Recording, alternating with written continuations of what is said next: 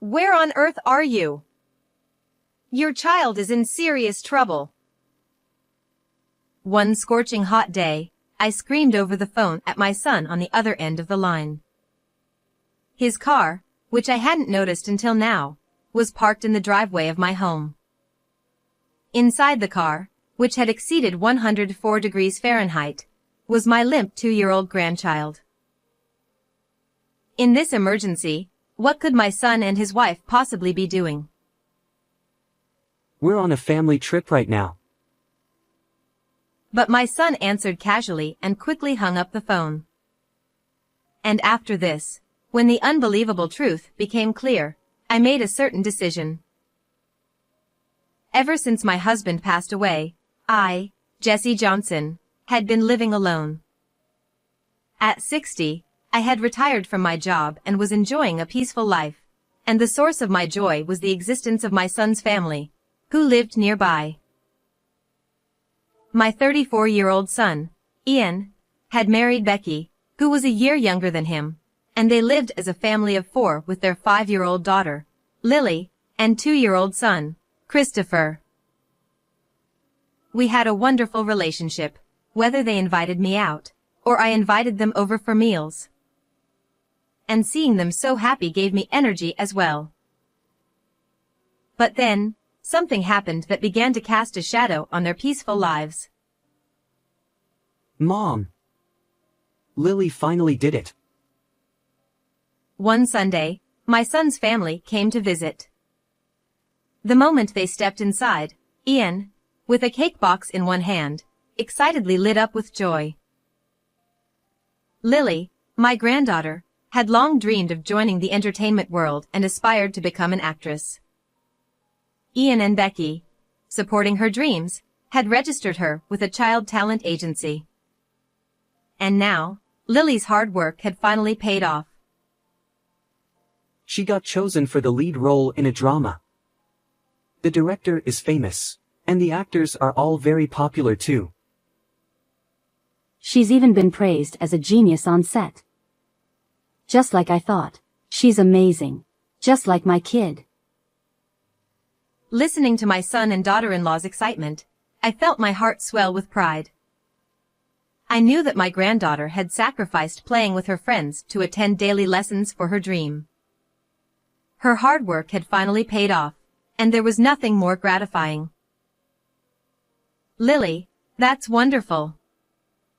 Your dream came true. However, the moment I looked at her face, I was taken aback.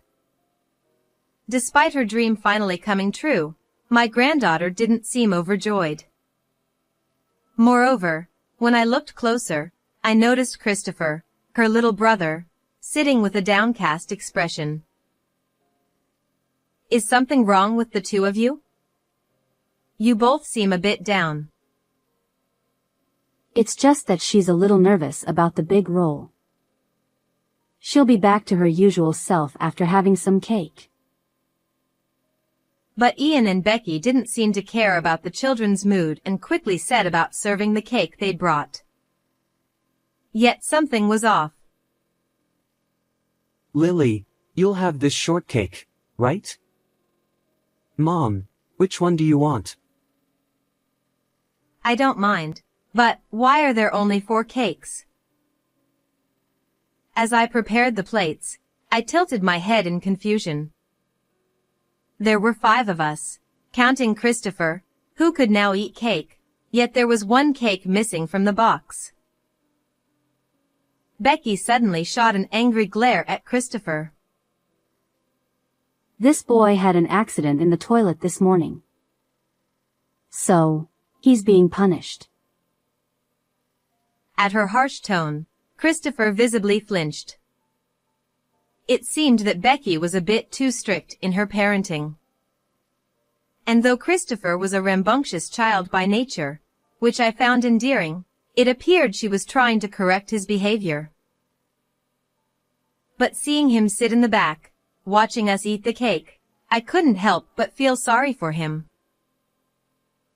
Let's keep this a secret from Mommy and Daddy, okay?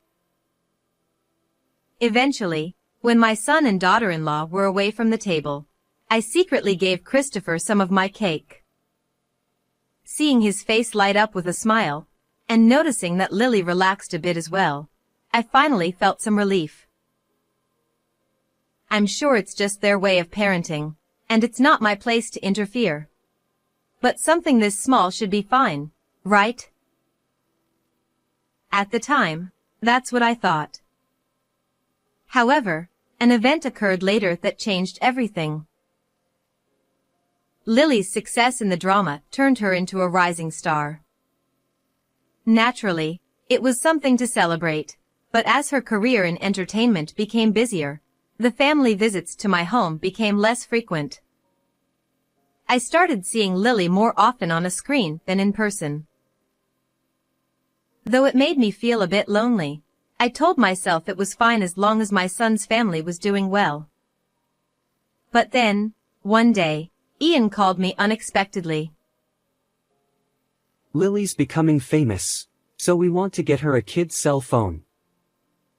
Could you buy it for her as a gift? Apparently, since she was moving between locations so often, they wanted her to have a way to stay in touch with them and with me.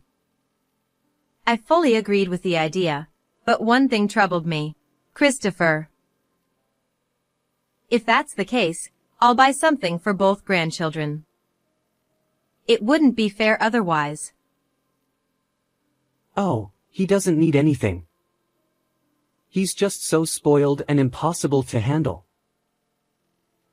At my suggestion, Ian sighed deeply. The difference in his attitude compared to when he talked about Lily left me furrowing my brow. That's a harsh thing to say. Christopher is a good kid too. While it was understandable that their lives had changed so drastically, it didn't mean they could neglect Christopher. He's just so much worse than Lily. And it's all your fault for spoiling him so much. At my comment, Ian's voice suddenly escalated. He continued venting about how Christopher didn't listen and how he was worried that he wouldn't turn out to be a decent person. Initially, I was shocked by my son's outburst, but seeing him so on edge filled me with concern. I had never heard him this worked up before. Maybe Ian just isn't used to the new situation yet.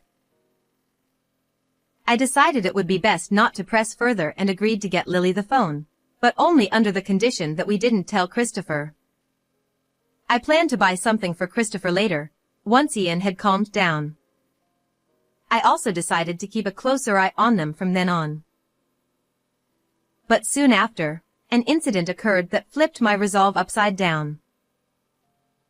A few weeks after buying the phone for Lily, on a particularly hot day, I stepped outside, planning to go to the supermarket. That's when I noticed another car parked in my driveway next to mine. It was my son and daughter-in-law's car. Huh? They didn't say they were coming to visit. The engine wasn't running, and no one seemed to be getting out.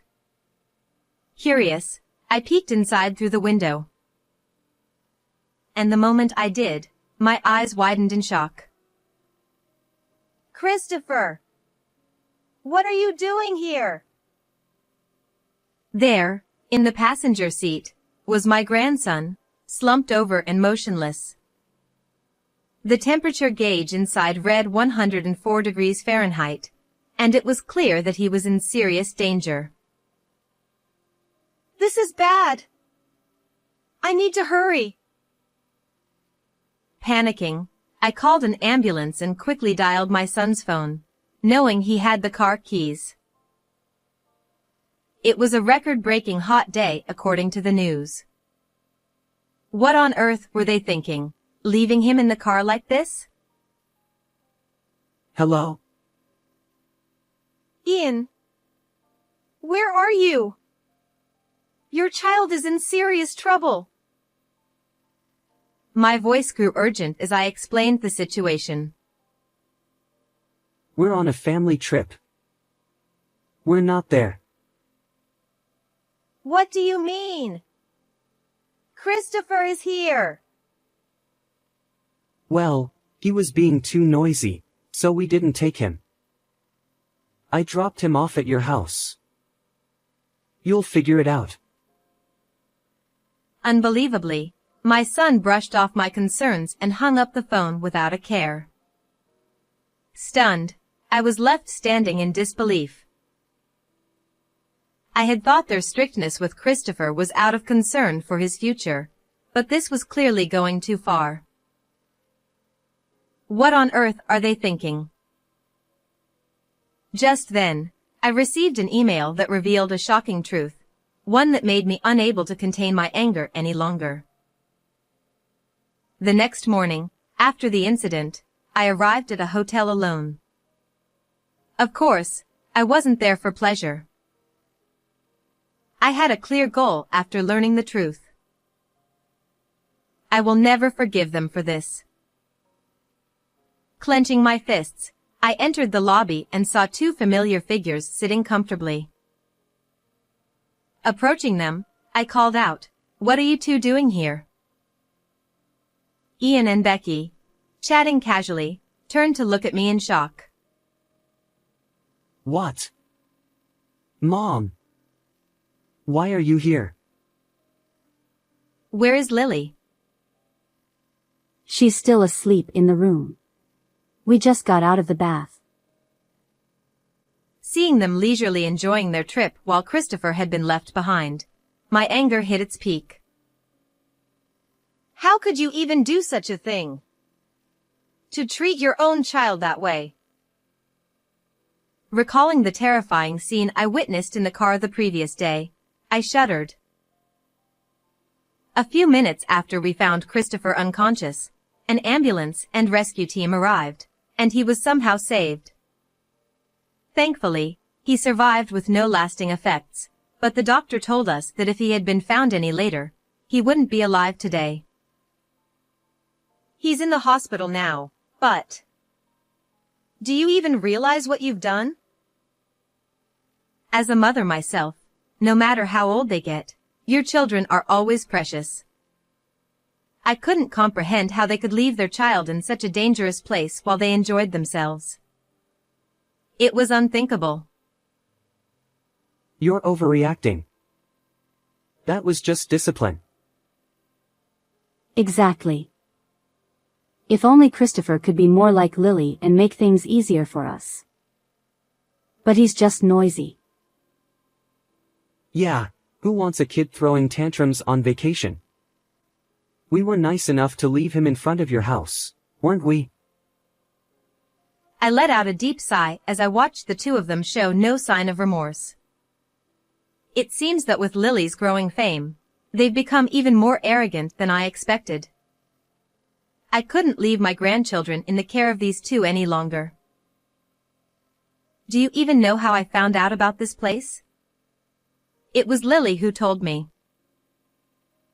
They hadn't expected Lily to be involved, and my words left them wide-eyed in shock.